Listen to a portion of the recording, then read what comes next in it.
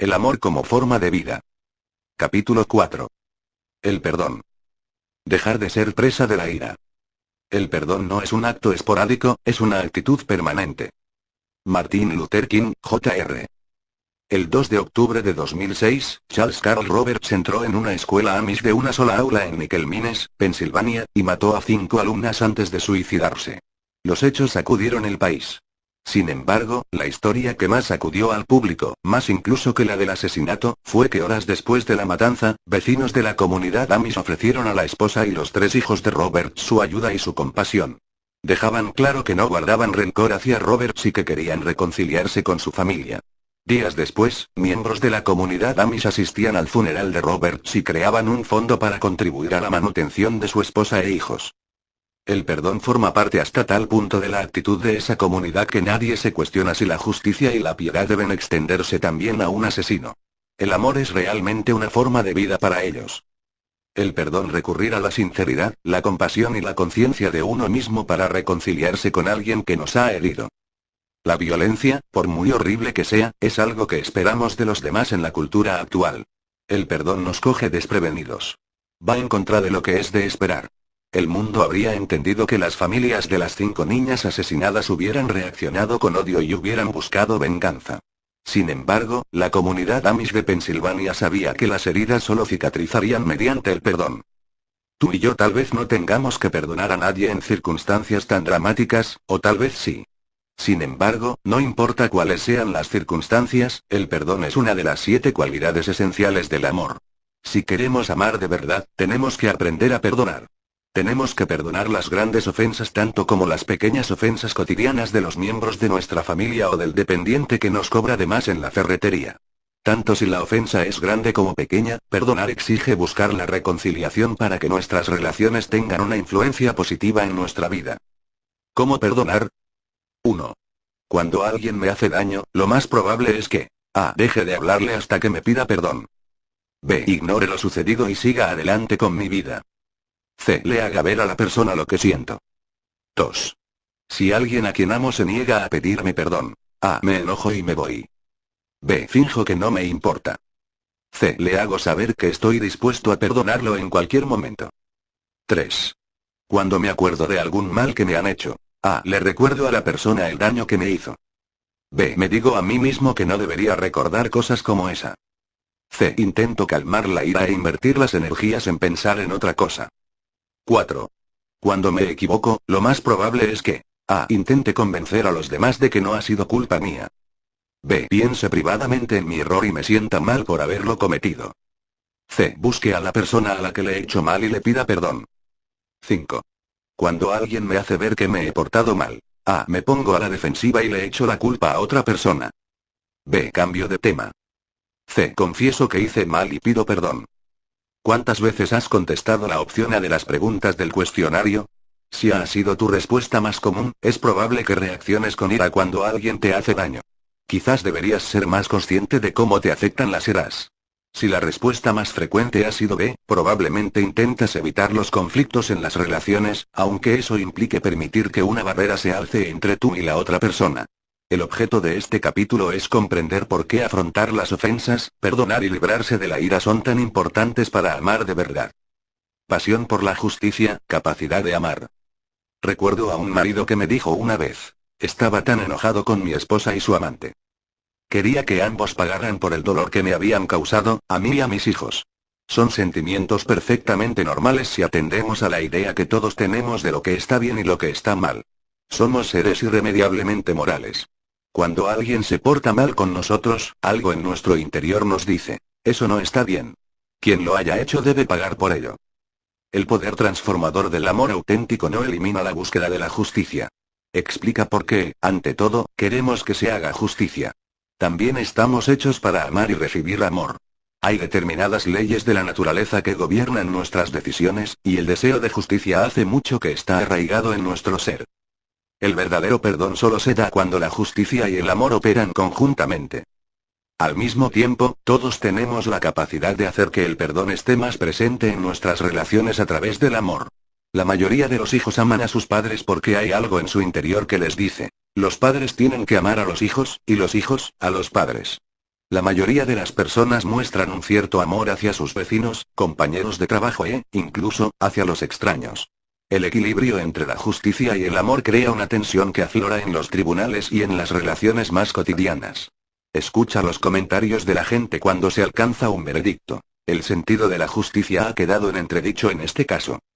Le han dado lo que se merecía. Creo que ha sido una buena decisión dejarlo en libertad condicional porque era su primer delito y parecía sinceramente arrepentido.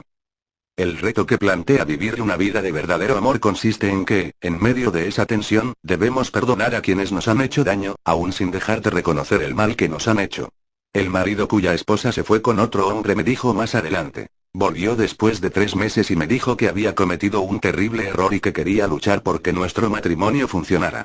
No sabía si sería capaz de perdonarla. No fue de un día para otro, pero cuando me di cuenta de que estaba siendo sincera, encontré fuerzas para perdonar. Hoy tengo un matrimonio fantástico. Estoy contento de no haber dejado que el orgullo me impidiera amarla. Escoger perdonar. Victoria Rubolo tenía todo el derecho a estar enojada.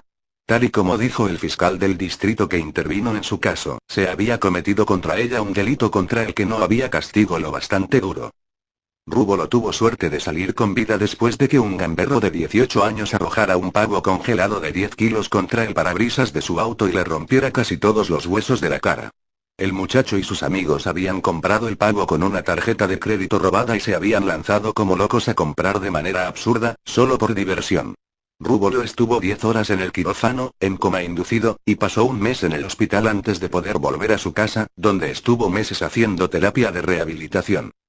A pesar de todo, Rubolo estuvo en contacto con su asaltante durante todo ese horrible suplicio y le transmitió su perdón por lo que le había hecho. Hubo una escena en particular en el juzgado que dejó boquiabiertos a todos los observadores, y fue cuando el joven tímido y prudentemente se acercó hasta el lugar donde se encontraba Rubolo en la sala y le susurró una disculpa con lágrimas en los ojos. Siento mucho lo que te hice. Rubolo se levantó y la víctima y su asaltante se abrazaron entre lloros. Ella le acariciaba el pelo y le daba golpecitos en la espalda mientras él lloraba compulsivamente. Los testigos la oyeron decir: no te preocupes. Solo quiero que hagas con tu vida lo mejor que puedas. Según explican, los abogados de la acusación y los informadores, endurecidos con los años, tenían que reprimir las lágrimas. Cuando llegó la hora de dictar sentencia, Rubolo le pidió al juez que fuera indulgente. En sus palabras al defendido, le dijo: a pesar de todo el miedo y el dolor que he pasado, he aprendido una cosa de esta terrible experiencia, y tengo mucho por lo que estar agradecida. No existe espacio para la venganza en mi vida, y no creo que una condena de cárcel larga y penosa nos haga ningún bien ni a ti, ni a mí, ni a la sociedad. Y así pues, el gamberro adolescente, que podría haber pasado 25 años en la cárcel, estuvo solo 6 meses. Rubolo continuó diciendo: espero verdaderamente que esta muestra de compasión e indulgencia te empuje a llevar una vida honrada. Si mi generosidad te ayuda a madurar y a convertirte en un hombre franco y responsable, cuya gentileza sea motivo de orgullo para tus seres queridos y tu comunidad, entonces me sentiré verdaderamente gratificada y mi sufrimiento no habrá sido en vano. Rubolo no ignoraba que una pena de cárcel más larga habría estado justificada. Sin embargo, como más tarde declaró a los medios de comunicación, ¿qué habría conseguido vengándome? Dios me ha dado una segunda oportunidad, y yo simplemente la transmito como en una cadena. Pensaba que el perdón era mucho mejor que la justicia. El comportamiento de Rubolo nos recuerda el poder que tiene el perdón para cambiar la vida de las personas. Tal y como comentaba su cuñado después de la emotiva escena de los juzgados, ella lo veía como una madre. Le dijo: quiero que llegues a ser alguien, y él le contestó: sí, sí, te lo prometo. Porque es necesario saber perdonar. Hoy en día, el perdón es un concepto muy radical, tanto en los juzgados como en los hogares. Sin embargo, es un elemento esencial de las relaciones humanas, por 2 razones. 1. Los seres humanos somos realmente libres de amar, libres de odiar. Debido a esa libertad, la gente a veces toma decisiones erróneas y sigue un rumbo equivocado. Al hacerlo, se hieren a sí mismos y a los que los rodean. 2. El perdón es necesario en las relaciones humanas porque la libertad siempre toma un rumbo egocéntrico. Por defecto, siempre pensamos que es lo mejor para mí. Entregados a nuestro yo falso, solemos decidirnos por nuestro propio bien a expensas de los demás. Es un hecho observable a lo largo de la historia. Lo vemos aparecer en las pantallas de televisión e impreso en los diarios cada día. Lo vemos en las tragedias internacionales y en las historias locales de malversaciones, violaciones, asesinatos y robos. Y esos son únicamente los actos más visibles de egoísmo. Si las paredes de los hogares de todo el país hablaran, ¿cuántas de ellas desvelarían palabras ingratas, conversaciones degradantes y abusos físicos o sexuales que nunca aparecerán en los medios de comunicación? Vivir es, en potencia, herir a los demás y ser herido por ellos. Sin el perdón, solo nos queda la justicia después del mal. Si se administrara justicia a todo el mundo en la actualidad, la mayoría de la población acabaría en la cárcel. Llegados a ese punto, ¿realmente quieres que se haga justicia por todas tus acciones? La cuestión es la siguiente. Ya que todos somos libres de actuar según nuestra naturaleza egoísta, ¿cómo puede alguien vivir una vida de amor? Todos tenemos la oportunidad de superar nuestra naturaleza egocéntrica y aprender a vivir por el bien de los demás. Eso implica perdonar a quienes nos ofenden. No significa ignorar el mal que nos hayan hecho. El sentido de la justicia no nos permite que pasemos por alto los comportamientos ingratos. Si lo hiciéramos, el mal dominaría el mundo. Sin embargo, en esa tensión entre la justicia y el amor puede llegar a ser la fuerza más potente. Perdonar es elegir amar en lugar de exigir justicia. Cuando vivimos según nuestro yo verdadero, mayor aún que el deseo de quedar a la par es el deseo de reconciliación. Aprender a perdonar. Veamos ahora el curso que siguen las cosas cuando perdonamos movidos por el amor auténtico. Primero, alguien hace algo malo, un hermano, una hermana, un amigo o un cónyuge nos trata de manera injusta. Nos sentimos heridos y nos enfadamos porque nuestro sentido de la justicia ha sido violentado. La primera respuesta está claro cuál es. Reprendemos a la persona que nos ha hecho daño. Reprensión implica amonestar, desaprobar lo que uno ha dicho o hecho. En otras palabras, hacemos que la persona se enfrente a su mala acción. Normalmente, es mejor dejar un tiempo para enfriar los ánimos antes de pasar a reprender. El amor auténtico exige que mostremos respeto por la otra persona a pesar de lo que haya podido hacernos. Cuando amamos, usamos la gentileza y la sinceridad para hacer que el otro se enfrente a lo que ha hecho, y le ofrecemos perdón. Nos enfrentamos a la otra persona porque no queremos que nada estropee nuestra relación. El paso siguiente, idealmente, es que la otra persona admita su culpa y exprese el deseo de no volver a hacerlo en el futuro. Es eso lo que más deseamos cuando nos enfrentamos a la persona que nos ha ofendido, porque entonces puede existir el verdadero perdón. Le ahorramos el castigo de nuestro enojo y volvemos a acoger al individuo en una relación restaurada. Empezamos el proceso de reconstruir la confianza. Nos negamos a permitir que el mal comportamiento de la persona comprometa el desarrollo futuro de la relación, y no permitimos tampoco que los sentimientos de dolor y desengaño controlen nuestra conducta. Ese tipo de perdón exige también la colaboración de la otra persona. No podemos perdonar verdaderamente sin la colaboración de la persona que nos ha ofendido. Los límites del perdón. Mientras el perdón llega a ser una parte natural de todas nuestras relaciones, tenemos que ser conscientes también de lo que el perdón no puede hacer. El perdón no es algo que se alcance fácilmente. Una mujer cuyo marido, una vez más, había cogido todo el dinero para gastárselo en el juego, lloraba mientras me preguntaba, ¿cómo puedo perdonarlo después de hacerme tanto daño? ¿Cómo ha podido mentirme cuando yo lo único que quería era ayudarlo? Me siento ultrajada. Tardó su tiempo, pero cuando el marido rompió todo contacto con el mundo del juego, admitió que se había portado mal e inició un programa de rehabilitación, la mujer empezó a progresar hacia el perdón. 5 años después, me decía, fue la opción más dura y la mejor que nunca he hecho. Estoy tan contenta de no haberlo abandonado. El perdón no elimina todas las consecuencias del mal comportamiento. Supongamos que, siendo joven, soy un padre que pasa poco tiempo con sus hijos. Cuando estamos juntos, los trato con dureza, los critico y uso palabras degradantes con ellos, además de mostrarles poco amor. Años después, voy a mis hijos, que ahora ya son adolescentes, y les confieso mis errores como padre y les pido perdón. Supongamos que me perdonan.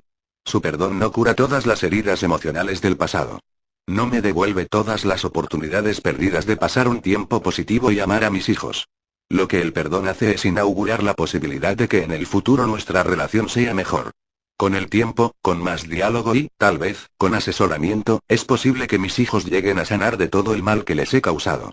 El perdón ha sentado los cimientos sobre los cuales es posible sanar. El perdón no devuelve inmediatamente la confianza.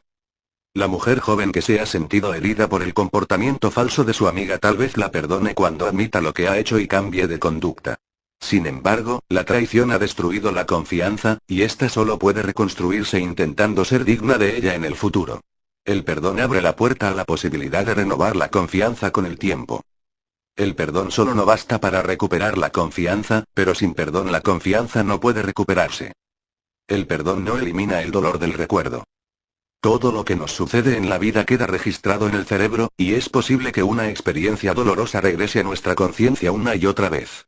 Al recordar, podemos experimentar también un gran dolor. Si hemos escogido perdonar, somos conscientes de lo que pensamos y sentimos, pero buscamos fuerzas para hacer algo amable y afectuoso por la otra persona, hoy mismo. La autora y columnista Anne Lamott escribe: perdonar es abandonar toda esperanza relativa a un pasado mejor. Cuando actuamos movidos por el amor auténtico, elegimos concentrarnos en el futuro y no permitimos que la mente se obsesione con los errores del pasado, ahora ya perdonados. Escogemos suprimir la barrera que supone la ofensa y permitir que la relación se restaure. Una vez que hemos perdonado, el amor debería esforzarse por suprimir el recuerdo de las malas acciones. Negociar las diferencias. Nuestros 35 años de matrimonio no han sido perfectos, dice Gail, pero Don y yo aún nos amamos, seguimos disfrutando cuando estamos juntos y aún tenemos que negociar entre nosotros, cada día. A veces creo que lo más difícil de entender son los hábitos cotidianos. Don casi nunca me abraza si no se lo pido, y pierde toda noción del tiempo con tanta facilidad que casi siempre hace que lleguemos tarde. Odia tanto el desorden que empieza a recoger detrás de mí en la cocina antes de que haya acabado de usar lo que he sacado. Sé que hay muchas cosas que a él le gustaría cambiar de mí. Si quieres que te diga la verdad, aún estamos aprendiendo a vivir bien juntos. Gail y Don han ido haciéndose concesiones mutuas con los años. Cuando acababan de casarse, las discusiones se centraban casi exclusivamente en la limpieza de la casa. A Gail no le importaba que los zapatos se quedaran a la entrada, que los mármoles de la cocina estuvieran llenos de libros y papeles ni que el suelo de los armarios estuviera cubierto de ropa. A Don no solo le importunaba todo eso, sino que el desorden de Gail lo dejaba estupefacto. Siempre se había imaginado casado con una mujer ordenada. Gail, por otra parte, estaba ansiosa porque Don le expresara su afecto con contacto físico y con palabras, pero él rara vez lo hacía.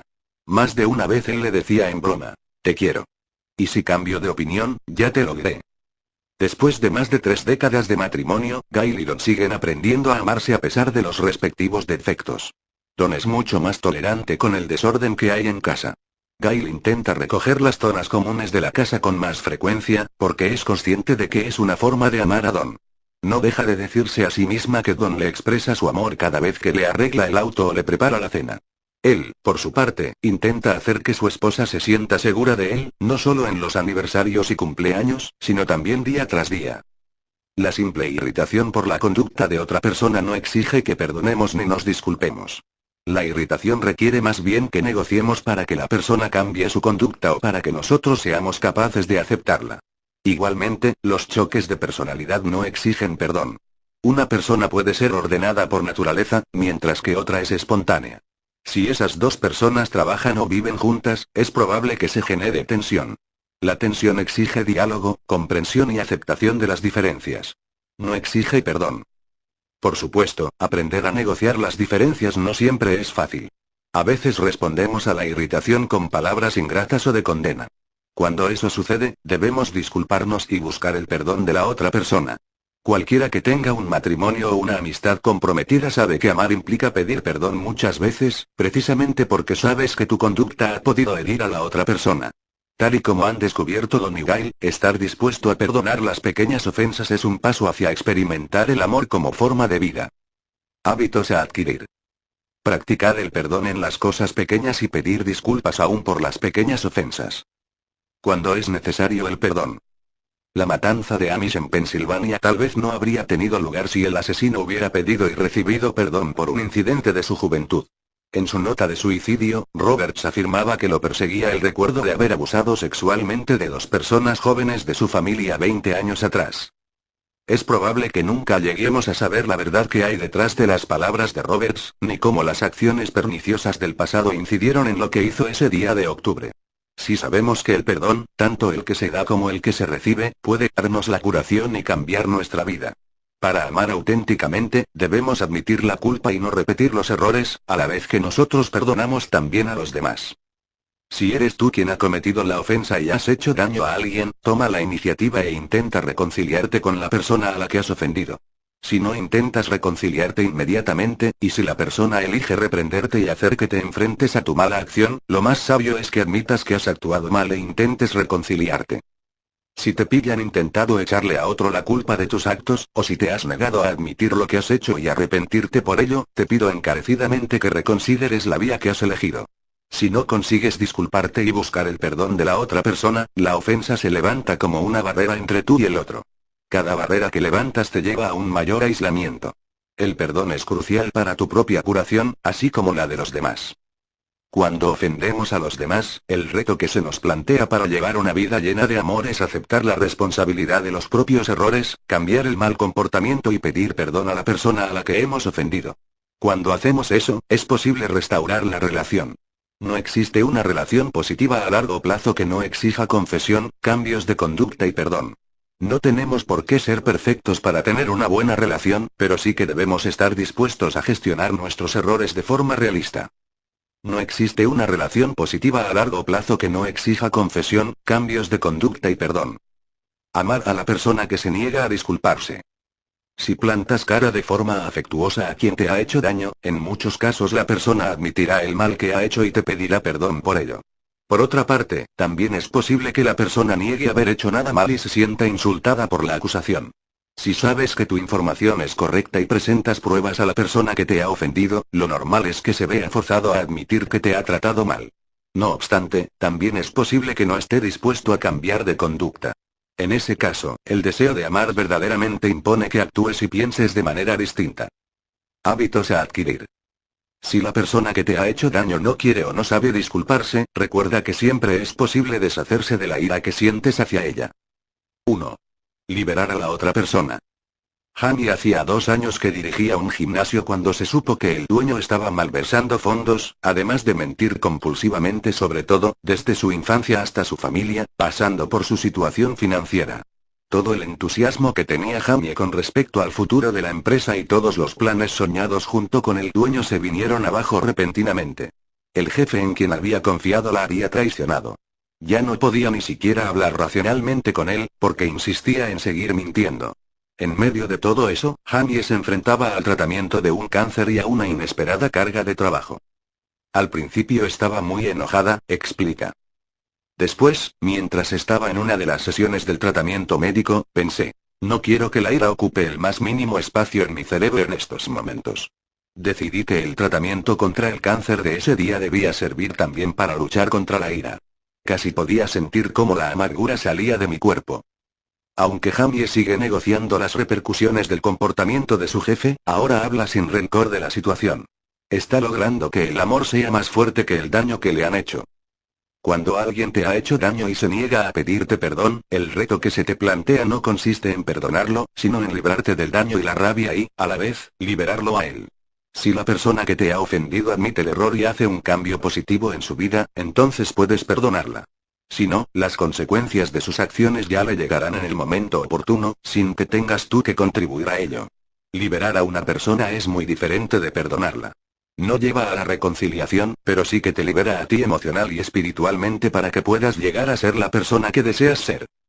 Como pastor de tradición cristiana, siempre animo a la gente a dejar que Dios decida sobre las personas, en la creencia de que Dios es justo y nos ama. Veo a Dios como alguien dispuesto a perdonar a todos los que admiten su culpa y desean su perdón.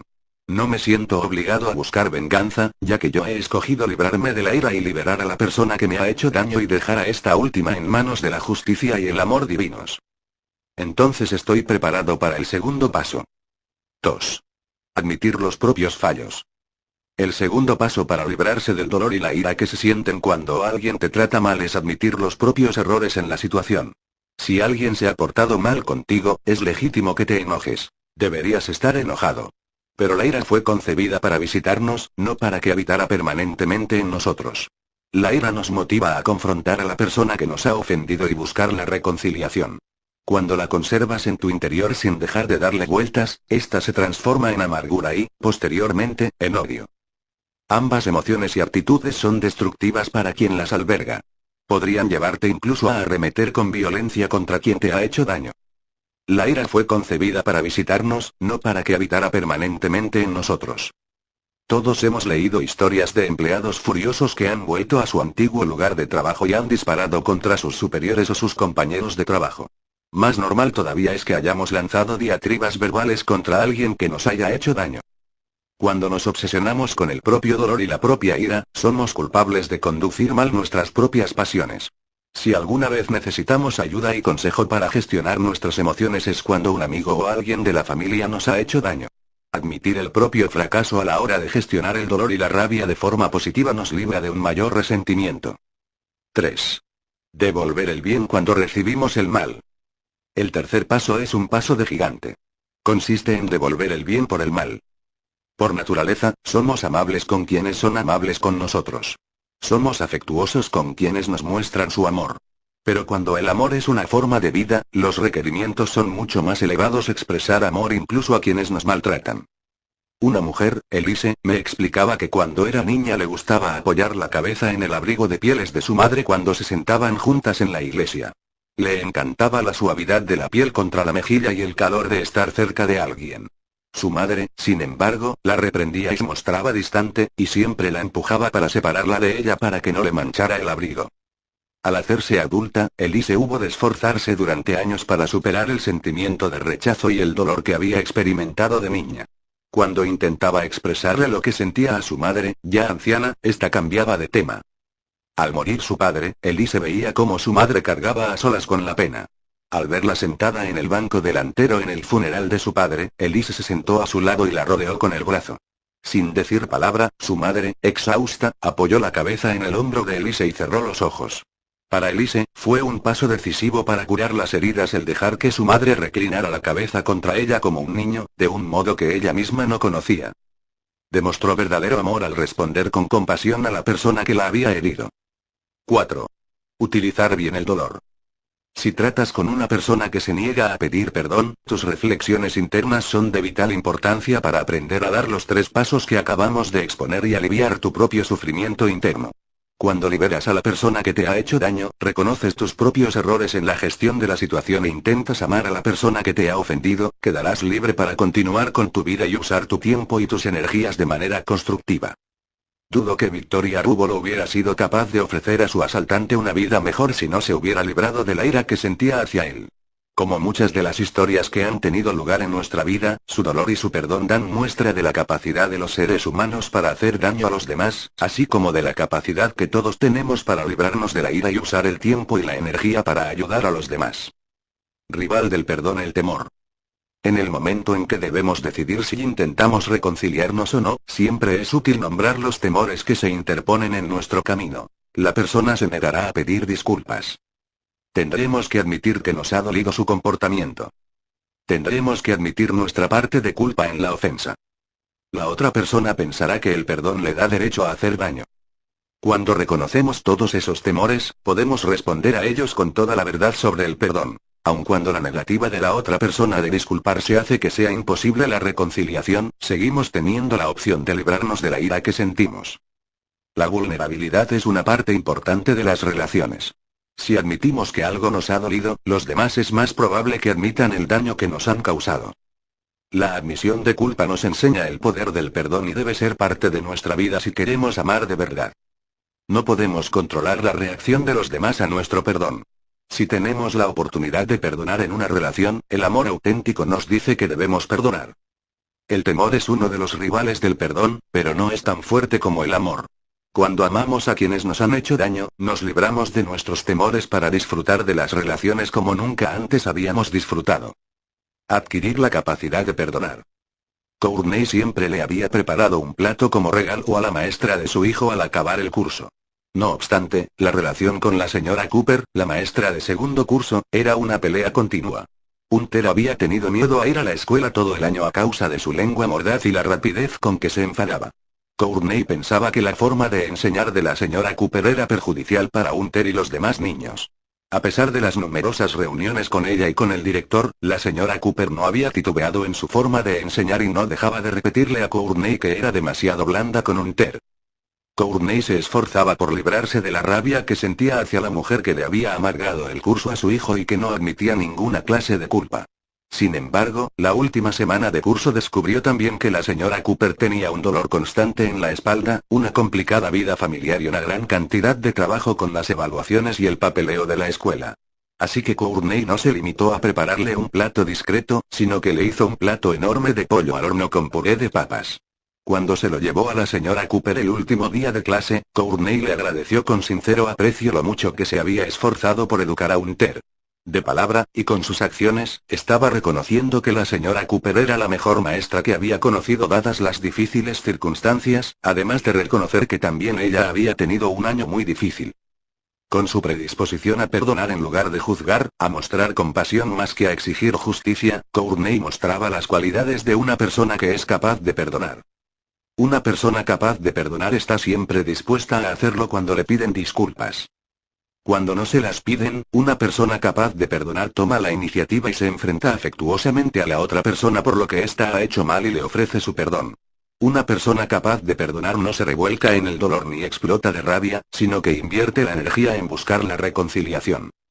Así pues, ¿cómo se adquiere la capacidad de perdonar? Primer paso: perdonarse a uno mismo. En el transcurso de los años, he conocido a personas que continuamente se reprenden a sí mismas por sus errores. Flagelarse uno mismo con palabras condenatorias es autodestructivo.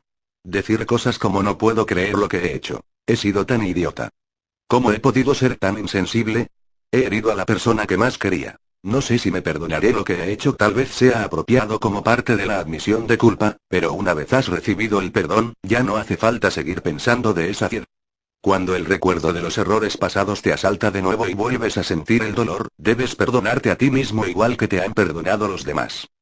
Segundo paso: disculparse por los propios errores en la relación.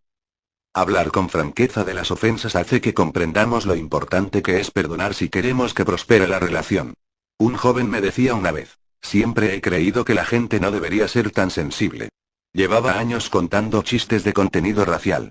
No le daba mayor importancia hasta que un día un amigo afroamericano al que apreciaba realmente me dijo lo mucho que lo ofendían mis chistes. Eso me hizo abrir los ojos. Le pedí perdón y, después, hice lo mismo con todo el departamento. Ahora soy más consciente de la forma en que mis palabras y mi conducta afectan a los demás. Estás aún en proceso de transformación. No debería sorprenderte el hecho de decir y hacer cosas a veces que resultan dolorosas a los demás, palabras y acciones que no son ni amables ni afectuosas. La decisión de pedir disculpas es un gran paso en el proceso de adquisición de la capacidad de perdonar. El hecho de disculparse demuestra que estás dispuesto a asumir la responsabilidad de tus malas acciones. Me he equivocado. Expresa arrepentimiento. Siento haberte herido tanto con mi comportamiento. Me siento mal por lo que he hecho. Expresa deseos de compensar por el mal causado. ¿Qué puedo hacer para compensarte? Expresa un verdadero deseo de corregir el comportamiento. No quiero volver a hacerlo. Implica pedir perdón. Perdóname, por favor. Cuando pides perdón a los demás y estos te lo otorgan, experimentas la dicha que proporciona la reconciliación. Cuando los demás se niegan a perdonarte, experimentas el dolor que provoca el rechazo. Ambas experiencias te motivan para ser capaz de perdonar cuando los demás te piden disculpas. Tercer paso: tener una actitud de auténtico amor hacia los demás. Mientras tú te esfuerzas por perdonar, puedes llegar a exasperarte cuando alguien continúa ofendiéndote. Y aún así, cuando amas de manera auténtica, luchas por ser siempre vehículo de perdón. Esa forma de amar se aprende día tras día, de formas comunes. Tu actitud le hace ver a la otra persona que estás siempre dispuesto a restablecer la relación. El amor auténtico te pide que estés abierto al perdón, por mucho tiempo que pueda llevarte. Enojarse no cambia el pasado. Cuando Michael Watson se enfrentó a Chris Eubank en White Hart Lane, en Londres, el 21 de septiembre de 1991, el mundo del boxeo esperaba saber quién se haría con el título mundial de peso medio. El sueño de Watson era ser campeón mundial, e iba por buen camino, disfrutando de la carrera característica de toda una celebridad, con autos rápidos, ropa cara y chicas. De repente, al final del 11º asalto, Eubank le propinó un golpe que casi acaba con su vida. Justo después de que el árbitro interviniera para detener el combate en el 12º asalto, Watson perdió el conocimiento. Estuvo en coma los 40 días siguientes, y un coágulo de sangre lo dejó medio paralítico. Watson escribe que salió del coma confuso, frustrado y luchando por hacer frente a lo que había pasado. Después, pensó en lo mucho que debía de estar sufriendo Eubank y en que el incidente podría haber sucedido al revés. Enojarse no cambia el pasado, pensó mientras empezaba a pensar en el futuro. Si le guardara algún rencor a Chris por lo que me había hecho, me estaría destrozando a mí mismo mental y físicamente. En ese caso, ¿cómo podría haber seguido adelante? Cuando Watson empezó a curarse de las heridas emocionales y físicas, encontró una nueva paz y una nueva fuerza. Ahora me siento como nuevo. Me encanta como soy porque mi corazón está repleto de amor. Perdonar a los demás es una forma de reconocer que somos seres imperfectos que viven en un mundo imperfecto. Algunos de los hechos que nos toca perdonar son fruto de la mala intención, pero muchos de ellos tienen su origen en la debilidad humana sin más, tanto si hemos de perdonar al cónyuge que ha dejado la cocina hecha un asco como al médico que ha cometido un error al tratarnos. Cuando alguien se siente herido, la tentación es pensar a quién podemos echar la culpa, pero, en realidad, es imposible asignar un porcentaje de culpa a todas y cada una de las personas y circunstancias que han intervenido. A veces lo que tenemos que hacer es simplemente reconocer que una relación necesita algún tipo de cura y que es muy probable que también algún defecto nuestro haya tenido su parte de culpa en lo que ha pasado. Admitirlo puede animar a la otra persona a hacer lo mismo. Puede que sea difícil pedir disculpas por algo que escapa a nuestro control, pero el amor auténtico nos pide que nos reconciliemos con las personas a las que hemos hecho daño y con las que nos lo han hecho a nosotros. Cuando invertimos la energía en restaurar una relación, salimos mejor equipados para amar a los demás en el futuro. En 2003, Michael Watson completó la maratón de Londres, 6 días después de haber tomado la salida. Chris Eubank lo acompañó en la última vuelta de la carrera. Un corazón liberado.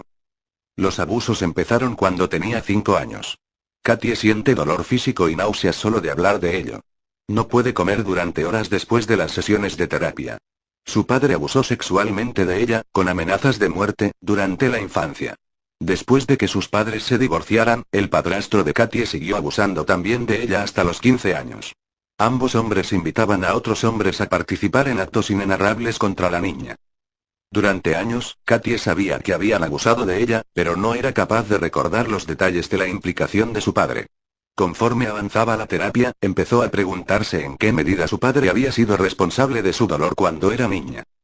Había veces en que la rabia era más fuerte que ella. Sin embargo, ella insistía en repasar sus sentimientos porque deseaba con todas sus fuerzas librarse de ellos. Katie vivía en la misma localidad que su padre, que no admitía nada de lo sucedido en el pasado. Una y otra vez, Katie descargaba su ira contra quienes habían abusado de ella, hasta que el odio remitió y experimentó una nueva sensación de libertad en sus pensamientos y sus emociones. Cuando a su padre le diagnosticaron un cáncer terminal, Katie no quiso que se enfrentara solo a la muerte. A lo largo de los 2 años siguientes, estuvo a su lado en las visitas al médico y en las estancias en el hospital mientras el cáncer, de crecimiento lento, se iba haciendo con su cuerpo. Cuando lo operaron de tumores en la columna, sabía que no le quedaba mucho tiempo de vida. Estuvo junto a él en el hospital las 24 horas, cuidándolo y amándolo, aunque con frecuencia él ni siquiera era consciente de que ella estaba allí. Después, un viernes, su padre empezó a hablarle de sus recuerdos, meter la cabeza debajo del capó para arreglar el auto, salir con los amigos del instituto, y abusar de Katie. En el delirio, toda la violencia de esos años salió de su boca en un lenguaje vulgar y con horripilante detalle. Durante un día, Katie soportó ver cómo se confirmaban sus temores. Cuando ya no pudo soportarlo más, se fue a casa. No sabía si sería capaz de volver a la habitación del hospital, dice Katie. Pero tenía una oportunidad de ofrecerle un amor puro. Tenía la oportunidad de redimir su experiencia. Cuando regresó al hospital, 36 horas después, Katie estaba muy afectada. Era a causa del hombre que ahora yacía en la cama del hospital que Katie buscaba dónde estaba la salida cada vez que entraba en una habitación. Era a causa de ese mismo hombre que tenía pesadillas en las que se veía a sí misma acorralada. Ese mismo hombre había tenido una influencia adversa en su matrimonio, en la relación con sus hijos y en su idea de Dios. A pesar de eso, había decidido hacía años que liberaría a su padre y se liberaría a sí misma de la ira que sentía. Es mi padre, y lo quiero. No comprendo lo que sucedió en el pasado. Todo lo que sé es que ahora mismo lo amo. Ese día, el padre de Katie no dejaba escapar las diatribas que había soltado los últimos días. Quiero chocolate, le dijo a su hija. Daría cualquier cosa por un poco de chocolate. Sumido en un gran dolor y paralizado por los tumores, hacía 4 días que no comía nada sólido. Papá, iré a buscarte algo de chocolate, le dijo Katie sin dudarlo. Fue a una tienda de dulces y le compró medio kilo de bombones. Cuando volvió al hospital, se sentó en la cama y le dio a su padre el chocolate que tanto deseaba, un trozo tras otro. Después, él hundió nuevamente la cabeza en la almohada y dibujó una sonrisa. Katie estaba contenta de poder aportarle un poco de felicidad en medio de tanta tristeza. Katie era la única persona que estaba con él cuando falleció la semana siguiente. Los últimos días había pasado horas cantándole nanas para tranquilizarlo. Nunca le pidió perdón a Katie antes de morir. No fue capaz de calmarle el dolor del pasado, y Katie nunca ha negado el daño que le hizo. Escogió dar, aunque él le había robado tanto. Escogió tener piedad de él, aunque no tenía ningún sentido. Escogió darle amor, cuando lo que se merecía era que se hiciera justicia. Le dio amor, momento tras momento, procedente de un corazón que es libre de perdonar. ¿Cómo serían tus relaciones si creyeras que la ira y el amor no son incompatibles? Tomaras la iniciativa para intentar reconciliarte, en lugar de permitir que el rencor vaya en aumento. Aprendieras a perdonar o a liberar a la persona que te ha ofendido de tu ira y supieras cuándo debes hacer cada una de ambas cosas. Admitieras rápidamente lo que has hecho mal para dar a los demás la oportunidad de perdonarte. Tuvieras una actitud de amor auténtico hacia quienes te han ofendido y vivieras el perdón como una forma de vida en tus relaciones. Adáptalo a tu vida. Temas para reflexionar. 1. Victoria Rubo lo perdonó a la persona que casi la mata y pidió que le impusieran una condena leve por el delito cometido. ¿Crees que respondió de la manera adecuada? ¿Por qué crees que sí, o que no? 2.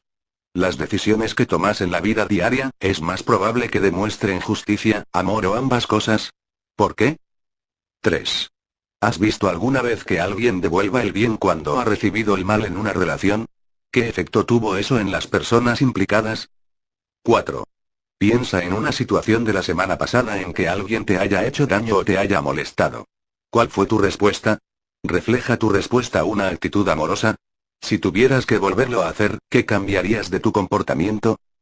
5. Cuando alguien te hace ver que te has portado mal con él, ¿cómo sueles responder? 6. Piensa en alguna ocasión en la que te hayas disculpado con alguien. ¿Qué aprendiste a esa experiencia sobre el perdón? 7. Hemos visto 4 pasos para llegar a amar a la persona que se niega a pedir perdón. A. Liberar a la otra persona. B. Admitir los propios fallos. C. Devolver el bien cuando recibimos el mal. D. Utilizar bien el dolor. ¿Cuál de esos pasos te resulta más difícil? ¿Por qué crees que es así? Posibilidades de aplicación. 1. Piensa en una ofensa que alguien te ha hecho y que constituye una barrera en su relación. ¿Estás dispuesto a perdonar a la persona? ¿Qué paso podrías dar tú para, con afecto, hacer que la persona se dé cuenta de su comportamiento y buscar la reconciliación? 2. ¿Has ofendido a alguien y dicha ofensa supone una barrera entre ambos? ¿Qué paso puedes dar para admitir tu error y pedir perdón a la persona ofendida? 3. Piensa en alguien que no pueda o no quiera admitir que se ha portado mal contigo. Si te gusta este canal, ayúdanos a seguir subiendo audiolibros y suscríbete. Comenta abajo qué libros y de qué autor quisieras que subiéramos. Muchas gracias.